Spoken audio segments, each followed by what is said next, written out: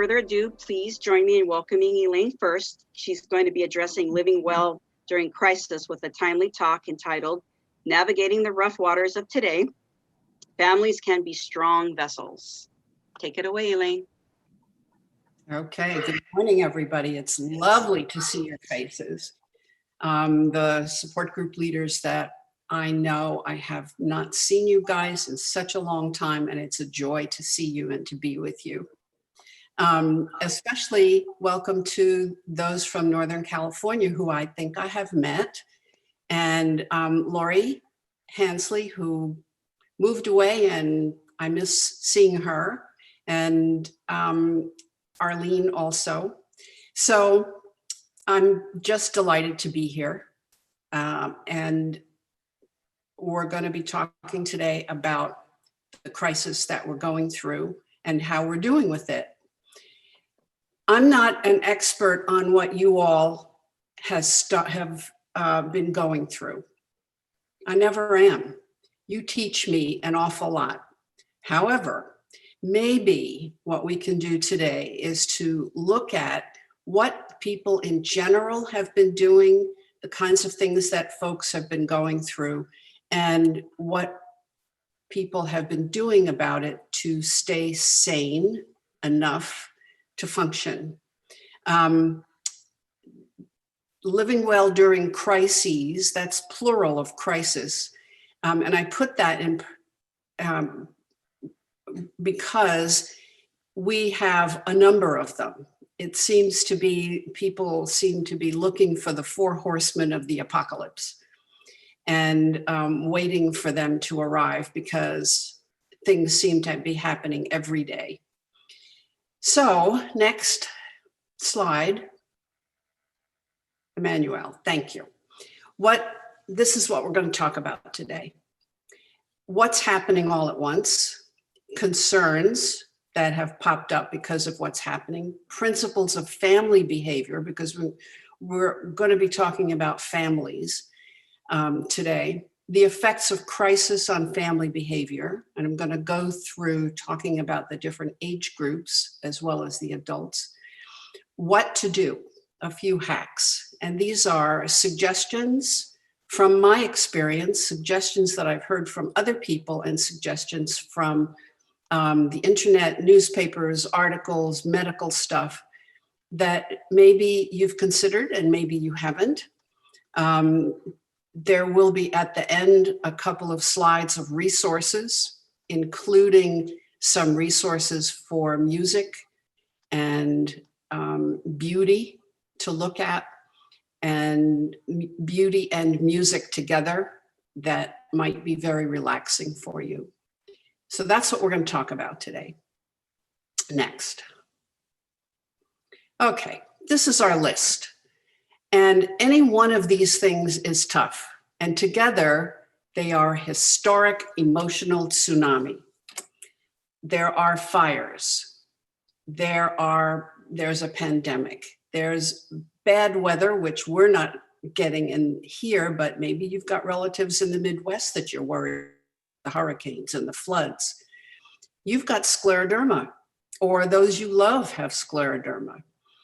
And these diseases, the autoimmune diseases, flare, especially during stress times.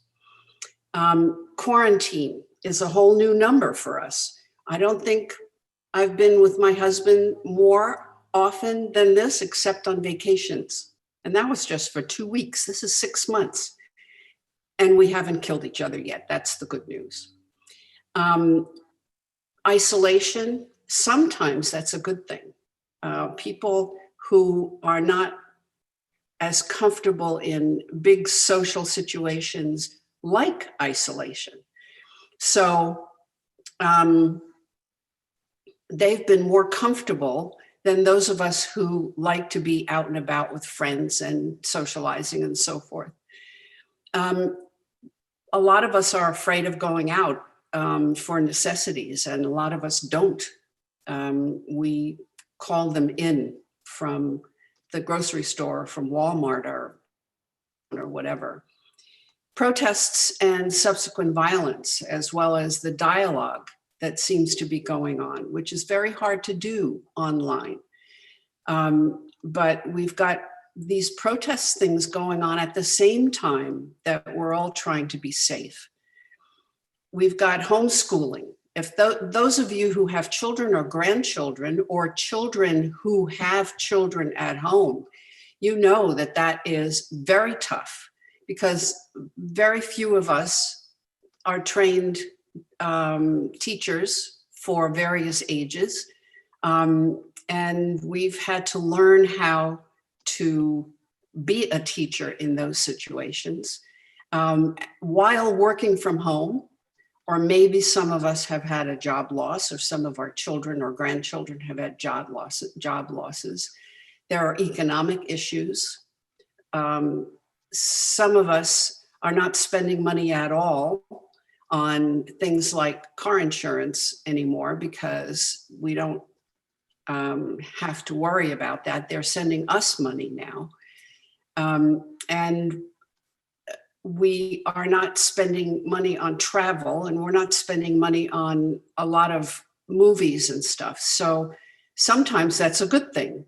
But generally, if you lose your job, you really have trouble filling the bills, doing the bills. And that really is a big problem for people.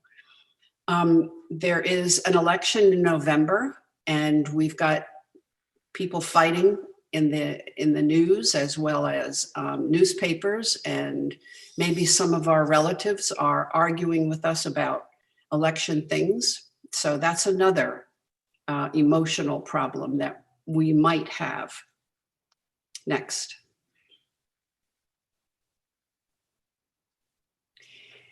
So what have we got from the worries of this? What worries have grown out of these kinds of issues? Well, we're worried about our flares. Are they going to come? Are we going to get worsening disease because of the stress? Certainly, we don't want to get COVID. And so we're being very, very careful as much as possible. We're worried about family members getting sick. We're worried about the finances. Being home all the time, juggling family and the job, being productive while working at home, if you have a job that you're working at home, being a teacher and having kids home all the time, remote family members being healthy and safe. We are worried about injury and loss of our house and property due to fire and weather and finances and losses of jobs. So we have all of those worries stemming from the pandemic and the various and sundry things that are happening out in the world. Sometimes I feel like just staying home. Sometimes I worry that when this is all over, and it will pass, maybe not sooner, but certainly it will pass, I wonder whether or not I'm going to be able to get back into being as busy as we were before. It's been kind of quiet, and in a sense, that's a good thing. However, next slide. So now we're going to talk about principles of human behavior. I think you've seen some of these slides before, but I'm going to be focusing more on family behavior. Next slide. Oh, look at that. Okay, principles of human behavior. All behavior has a reason. We do things because of what we want to do to stay physically and emotionally comfortable. We want to be respectful and have respect for ourselves. We want to be confident that what we're doing is the right thing, and we want to reduce psychological pain. Psychological pain being lack of self-respect, guilt, depression, anxiety, anger. And we want to reduce all of those things, and that's why we act the way we do. Next. what we have here is uncertainty leading to fear, leading to anxiety. So I am of the impression that ever since 9/11, our whole country and maybe big parts of the world has been anxious because we don't know where the next whatever is going to happen. And what we've been going through now has only added to that. Next.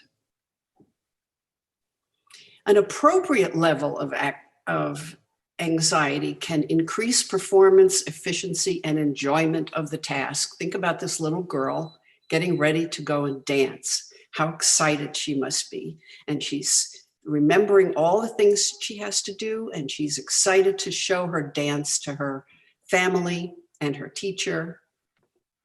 And the closest I can come lately is auditions. Acting auditions are always something that raises your anxiety level, but it also can energize you. You appreciate the experience and you heighten your attractiveness. People who are slightly anxious get a little flushed, they get a little breathless, and it increases our attractiveness. Next. But too much anxiety can be unhelpful. It all depends on the amount. It reduces concentration and problem solving. It reduces patience with noise, interruptions, failure of machines and plans. Think about you're hurrying to do something on the computer and the computer freezes.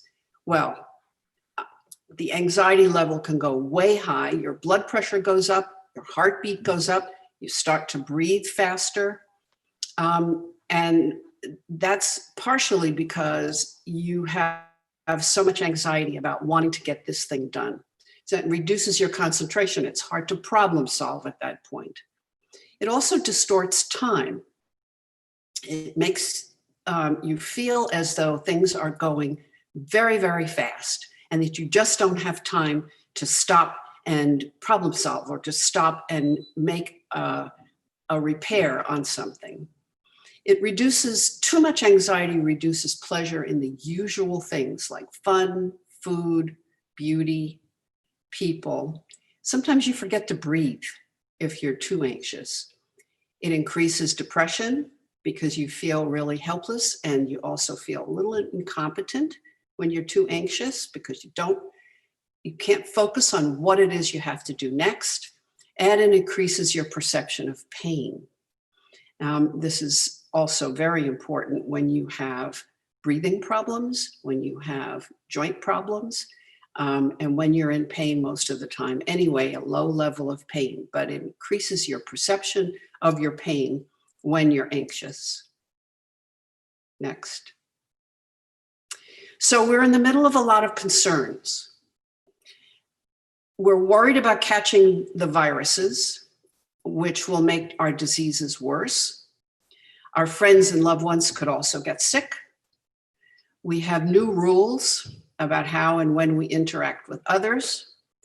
Sometimes those rules get conflicting, and we've had difficulty getting information from experts for a couple of reasons. One is we're not necessarily getting all the right information from the top all the time. And the experts are also learning as we go along, because this is a novel virus. It's a new one, and we have to learn, they have to learn really, really fast about what they can do about it, what it is, how it responds, how people respond to it. And usually when they come up with a new disease, it takes a couple of years to go through all of this. Think about what happened when we finally were able to really look at what HIV was all about. It took us a couple of years, took them a couple of years to come up with some real information about what this was, how people were responding to it, and what kinds of treatments could possibly work, until we finally came up with the cocktail that we have, and people are actually getting better, and actually some folks don't have HIV anymore. or don't have the AIDS anymore. So we have to do this really quickly because we have thousands and thousands of people getting sick in this country alone. So this looks like the experts are being conflictual and that they're giving us information that is not real, when in fact they're learning also as they go along. And so they give us the information as soon as they get it. The good news is we are getting some treatments that might be working, as well as they're working on the vaccines, multiple. There are 60 different studies going on for vaccines. So have some hope. They're thinking at the end of first quarter next year that we will have a viable, actual vaccine for us all. And people act the way they do to stay physically and psychologically safe. Well, sometimes that isn't helpful. Sometimes that requires guns to make them feel physically and psychologically safe. Sometimes it requires going out and fighting other people. Sometimes people withdraw completely from their lives. Sometimes they can't do their jobs very well. It depends very much on what kind of support we have and what kind of psychological reservoirs of strength we have. Next. So that's one of the major principles of human behavior, is that people do things to remain psychologically and physically safe. Now, what about principles of family behavior? Next. Well, here you go. A family is like a mobile. And this was a construct of a very important mother of group therapy, of family therapy, Virginia Satir, back in the 50s, I think. And one construct that she used to help people understand family behavior, because it used to be that only the individuals were being cared for, and the group, the family as a group, was not being focused on. What she said was, what affects one of the family members affects everybody. And I think that is so very true. I think you can, if you don't already know it, I think you can probably glom onto that as something that is quite true. Even if people don't express it, you know that eventually they will. And you know that it's happened before. So I found a whole bunch of really beautiful mobiles to show you. Next. Now, if you continue to think about the family as a mobile, you think about each family member will show their response to a crisis according to their age, according to their ability to understand what's going on, and their previous experience. Next. So what about family behavior? And I've broken this down into age groups. Next.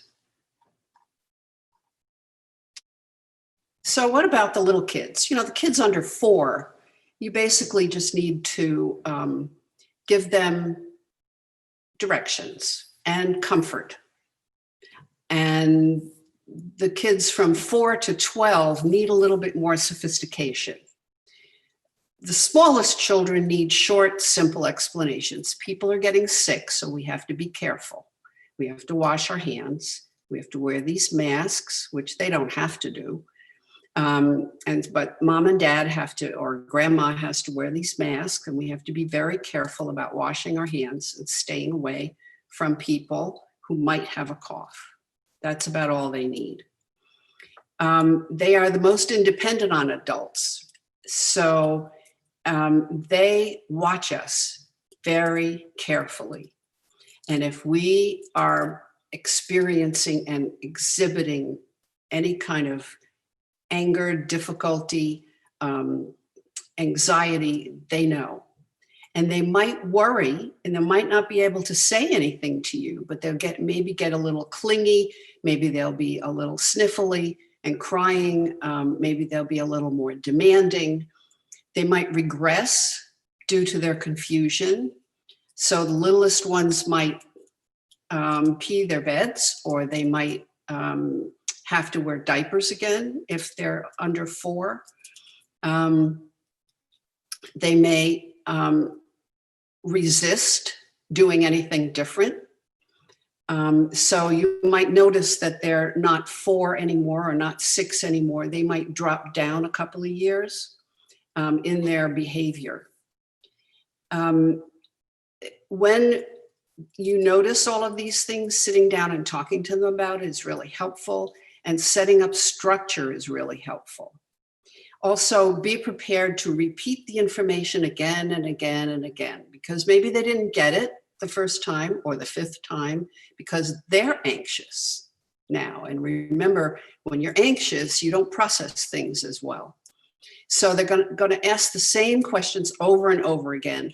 And it might be a good way for them to get reassurance. That's another regression, because that's what they do when they're 2, right? And 3, and they ask the same question over and over again. And it's a way for them to ask for reassurance. Contact with their friends, especially as they get a little older, 10, 9, up to 12 and 13. Contact with their friends is important.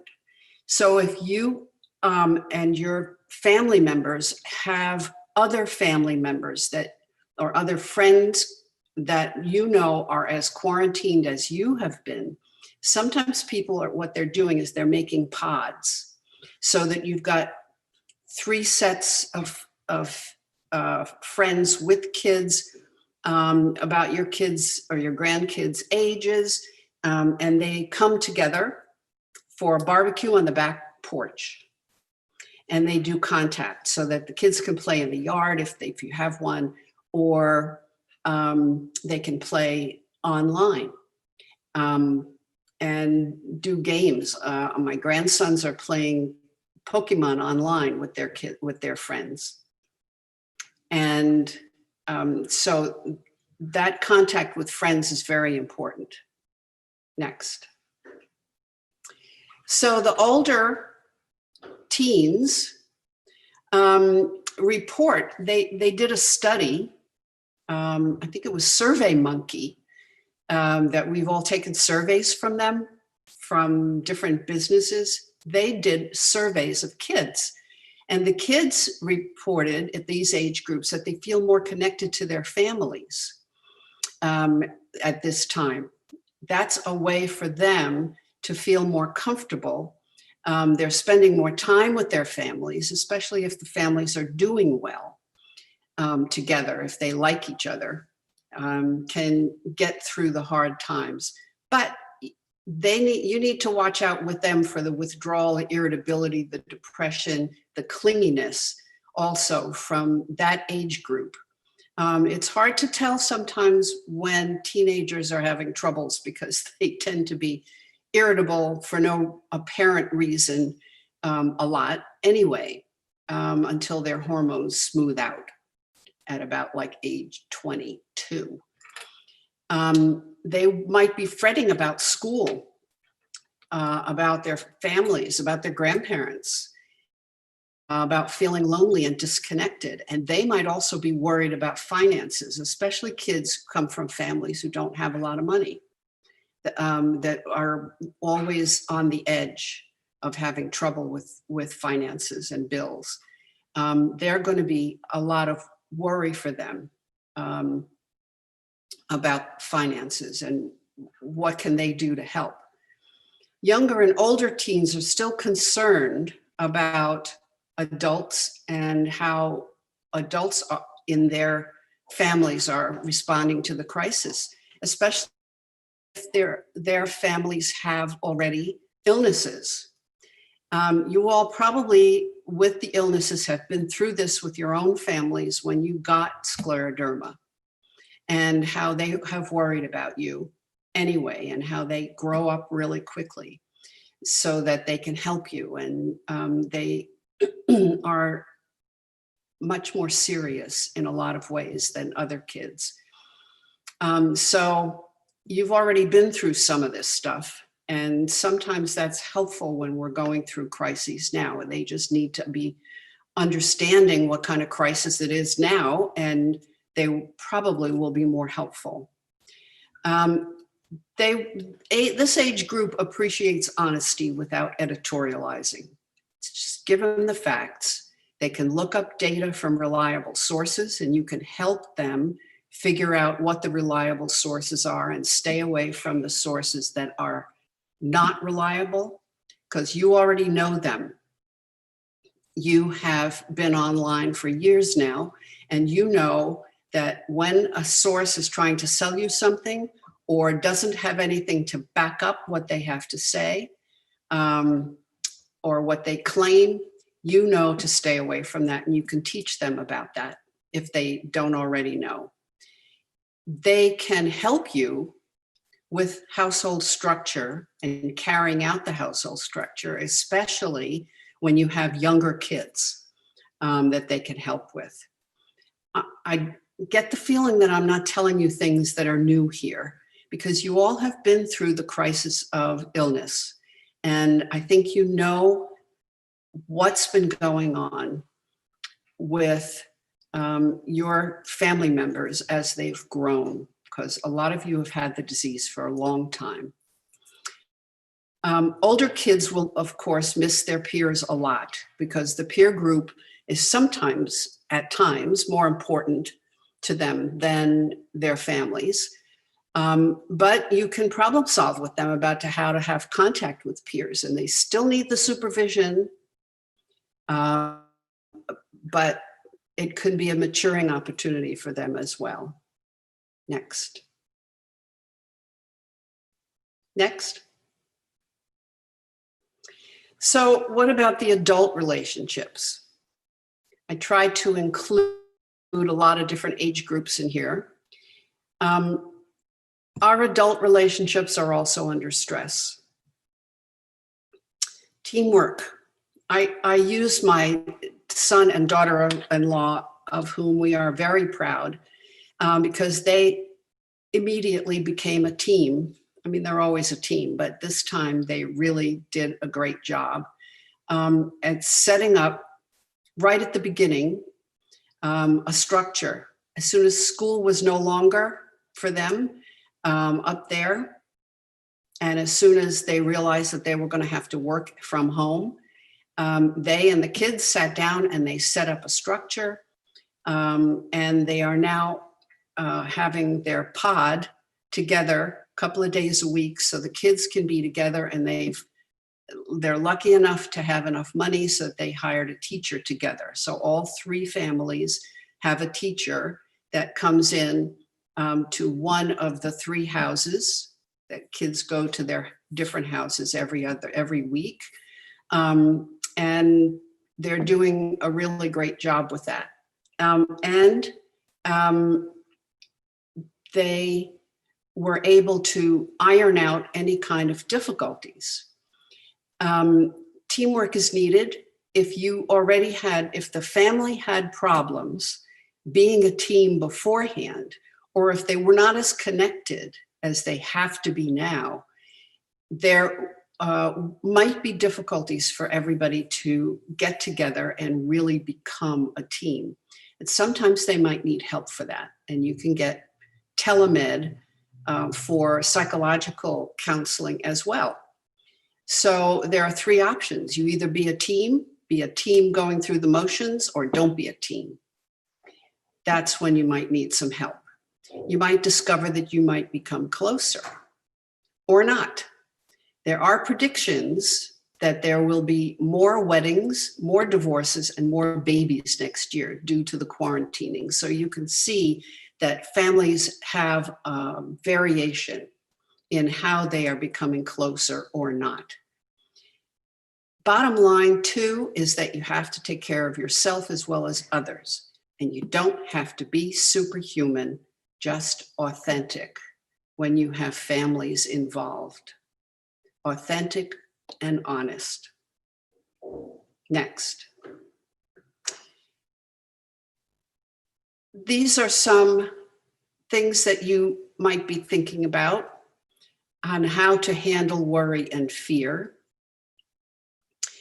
you need to get up some structure, some consistency, self-awareness. You got to breathe, because remember, people who are anxious tend not to breathe deeply. Get good nutrition and get some good sleep. It's hard.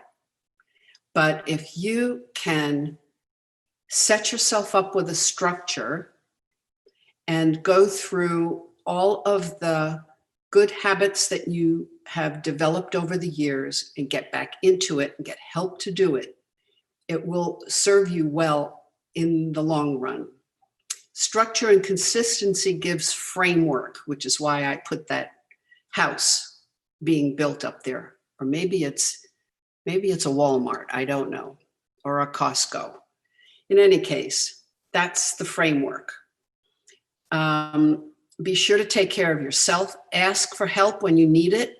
Look around you in this virtual situation that we have with Zoom right now, and these are some people that you can call on.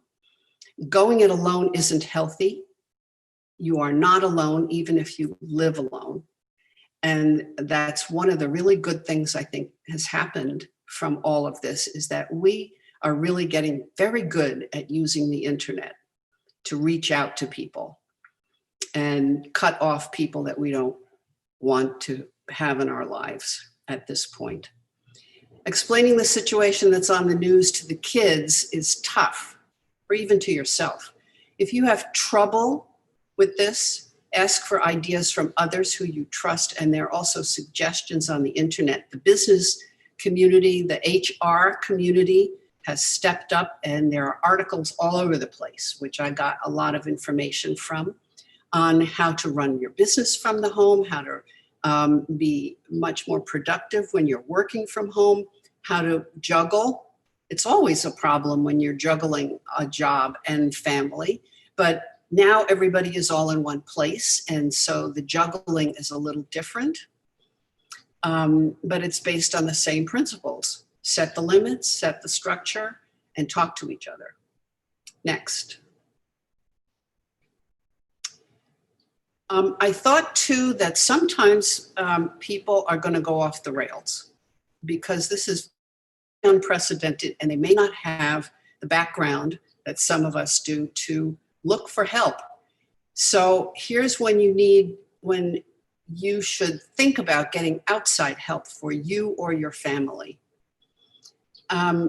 Ongoing sleep disturbances like night fears and inability to sleep and a lot of nightmares, intrusive thoughts or worries, things that you can't stop thinking about. You can't put your mind to rest. Recurring fears about illness or death, especially with little ones. Reluctance to leave the family or to go outside the home or to go to another place, even if it's safe. I must tell you that the first time I had to go to Ralph's to get groceries in March, after being in the house for 2 weeks and looking around and saying, oh, I got to go to the grocery store, I got nervous. And I had to sit myself down and say, okay, I have to do this, I have to do this, and I have to do this. And I got there at 6 a.m. and there were very few people in there. And I had gloves on and I had my wipes in my hand. And I did all the things that made me feel better. So I was reluctant to go outside. I didn't know what I was going to find. I still don't know what I'm going to find, but I know what to do now. If there's constant fighting, both physical and verbal, with irritability, that people are having a lot of trouble being together without fighting, that's a red flag. Physical symptoms like chest pain, breathlessness, lack of appetite. This is something that you all need to pay attention to. So remember the mobiles, because when one person is affected, everyone is affected, no matter what, and sometimes even over distance. My children are calling us a lot. Well, Mom, you know, you're in that age group where things can happen and we just want you to be safe. I have a friend up in Seattle that says, when we get older, roles reverse. When they were younger, we wanted them to be safe and they wanted to be independent. Now we want to be independent and they want us to be safe. So worries about family members transcends miles, doesn't it? Next. So here's a couple of hacks. Next. Set up structure. Limit screen time for everybody, especially prior to bedtime.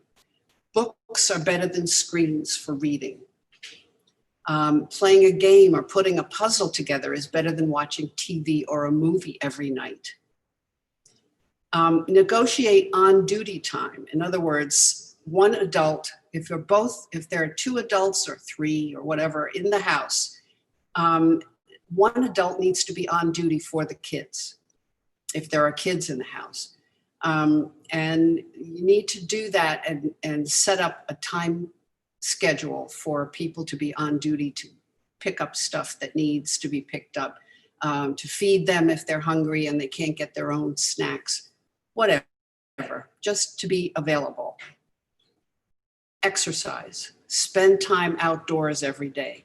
The research says that being outdoors is helpful and it changes the endorphins in your brains.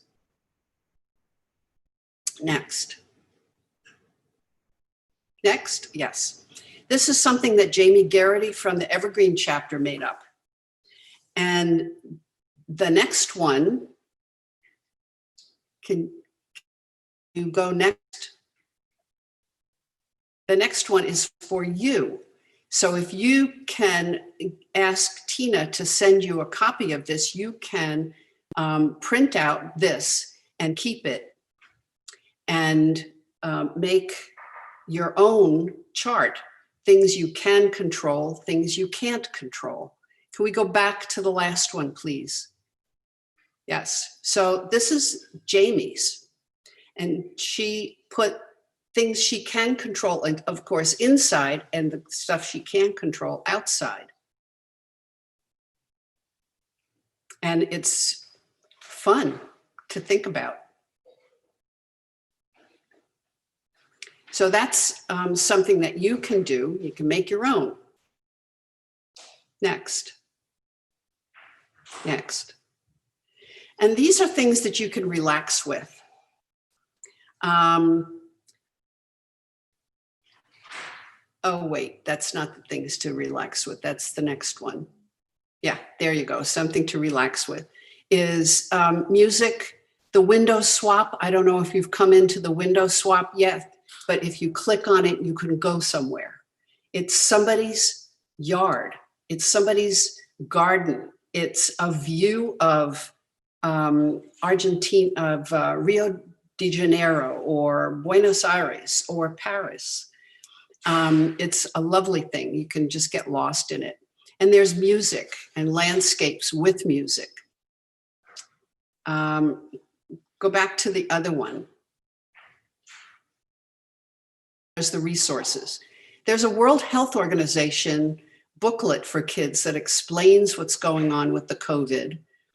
An article from the Christian Science Monitor about combating false information on the internet, but there's a lot of that. And there are other articles from the business community and Psychology Today on how to protect your kids, what kinds of things mentally strong people do that I thought you might find interesting. And the last one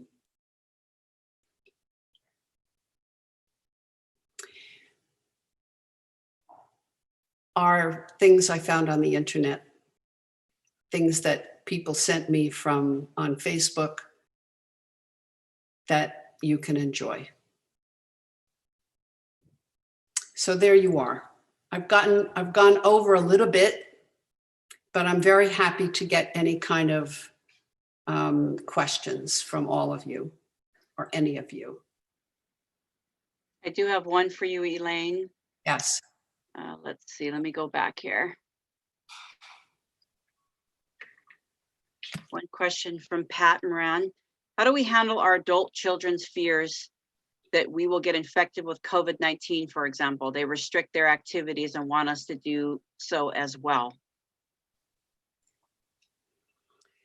Do you feel that you are restricting your activities? You are doing what you need to do according to the accepted information? If you feel like you are doing what your doctor wants you to do and what CDC is talking about, then you need to sit them down and ask them what more they think you ought to do. I mean, they're adults, but so are you. And if you can show them that you're doing everything that is necessary and staying as safe as possible, then they need to know, they need to tell you what more they think you ought to do. And then you really ought to be you ought to hug them if possible, because they need as much reassurance as the little ones do. You're precious to them. Makes sense. I hear that a lot, actually. Yeah. Elaine, the air quality has been poor and not suitable for outside activity. What other things could we be doing to relax and get similar benefits? Oh, instead of going outside? Yeah. Look at this that window thing. That window swap, window-swap.com.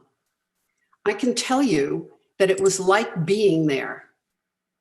Just look at it. Spend 15 minutes looking at what other people are seeing from their windows. And it's interesting because you don't have to go anywhere. One thing that's important is to see if you have air conditioning, make sure that it's on, make sure that your air conditioning units have filters so that you are getting the full benefit of clean air that's coming through, and just wait for it to improve. It's improved a lot, but I hear what you're saying.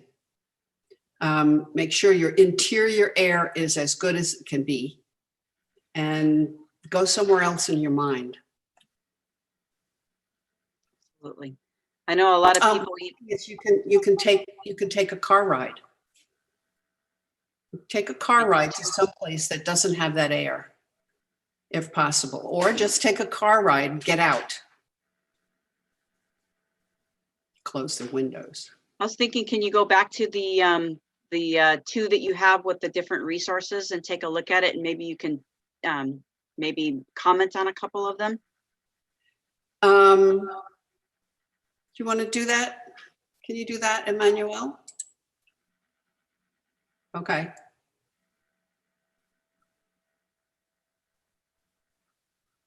Because I have them there. Oh, I think it's because he stopped sharing the screen and now I'm asking you to do it again, right, Emmanuel? Sorry about that. I also was going to say there's a lot of people on today that I know that do things from their home with different Zoom or types of Zoom platforms where they're doing exercises and stretching and yoga. And I'm sure that when some of you are talking, please elaborate a little bit on that, would you? Because it's been very helpful for you. So I'd love for you to share that with the group when we go around the room and introduce each other, okay? Here it comes. Okay. There you go. Thank you very much. Thanks, Emmanuel.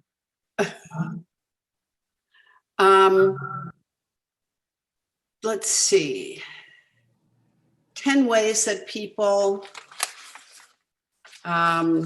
mentally strong people handle a pandemic. I can't open it, but it's from a, oh, can you open it?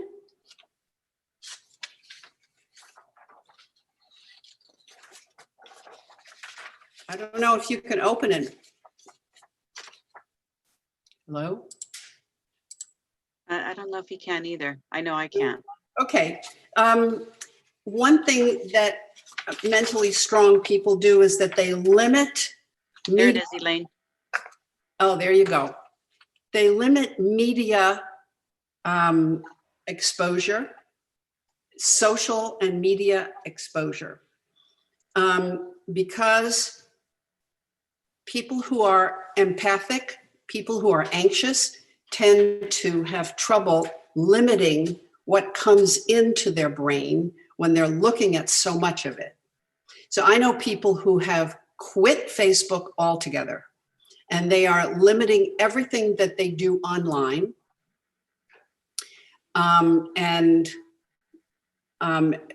just staying with a discrete group of people and with a discrete group of things that they're going to be contacting on the internet, things that are going to be up for them, things that they're going to read, things that they're going to enjoy, music.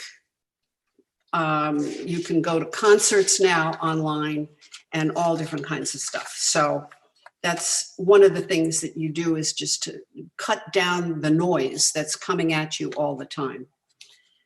They focus on facts so that they don't, yeah, that's that.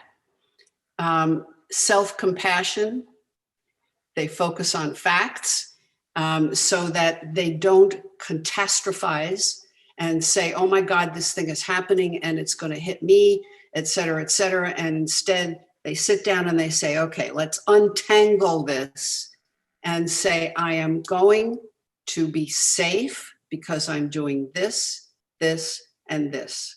I'm doing it for rational reasons. I have checked with my physician. I've checked with the people that I trust, and I'm going to be safe. So they don't catastrophize and they focus on as much factual information as possible. They meditate. And there are a lot of ways to meditate. You don't have to sit cross-legged, which I can't do anymore. I don't know about you. You don't have to sit cross-legged, but you might have to sit quietly and listen to music with your eyes closed. That's a meditation. Looking at beautiful things is a meditation.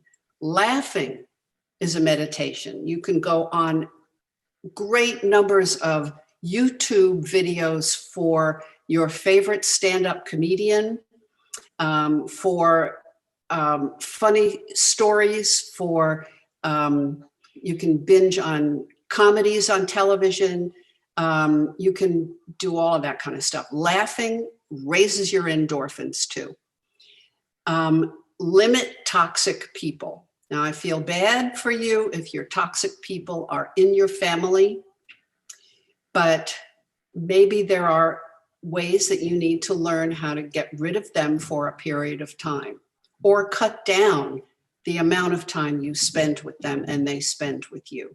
And you know who they are. So, and what's the next one?